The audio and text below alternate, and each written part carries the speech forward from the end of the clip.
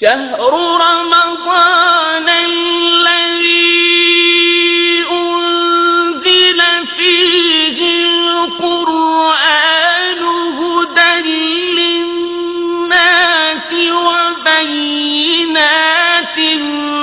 من الهدى والفرقان.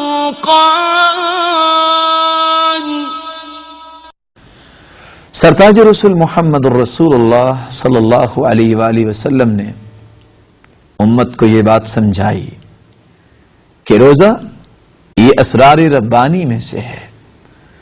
آپ صلی اللہ علیہ وسلم نے فرمایا، حدیث قدسی ہے، الصوم لی وانا اجزی بہ، کل عمل ابن آدم لہ الا الصیام فانہ لی وَأَنَا أَجْزِي بِهِ. آدم کی اولاد کا ہر عمل اس کے لیے ہے سوائے روزے کے. اللہ مالک الملک فرماتے ہیں روزہ میرے لیے ہے، اس کی جزا بھی قیامت کے دن میں ہی دوں گا. بلکہ سیدنا محمد الرسول اللہ صلی اللہ علیہ وآلہ وسلم نے تو یہاں تک فرمایا، جیسا کہ واصلہ ابن اسقع رضی اللہ تعالی عنہ روایت کرتے ہیں، انزلت صحف ابراہیم اول لیلہ من شہر رمضان.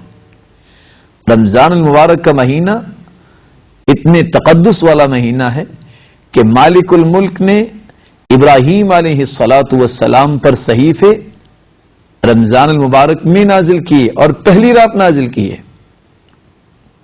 وانزلت التوراۃ لست مضت من رمضان. 6 رمضان المبارک کو اللہ سبحانہ وتعالی نے تورات کو موسیٰ علیہ السلام پہ نازل کیا. وانزل الانجیل ل13 مضت من رمضان. اور 13 رمضان المبارک کو انجیل کا نزول ہوا عیسیٰ علیہ السلام پر. وانزل الزبور ل18 خلت من رمضان. 18 رمضان المبارک کو مالک الملک نے داود علیہ السلام پر زبور کو نازل کیا. وانزل القرآن ل24 خلت من رمضان. اور 24 رمضان المبارک کو مالک الملک نے قرآن مجید سرتاج رسول محمد الرسول اللہ صلی اللہ علیہ وسلم پر نازل فرمایا.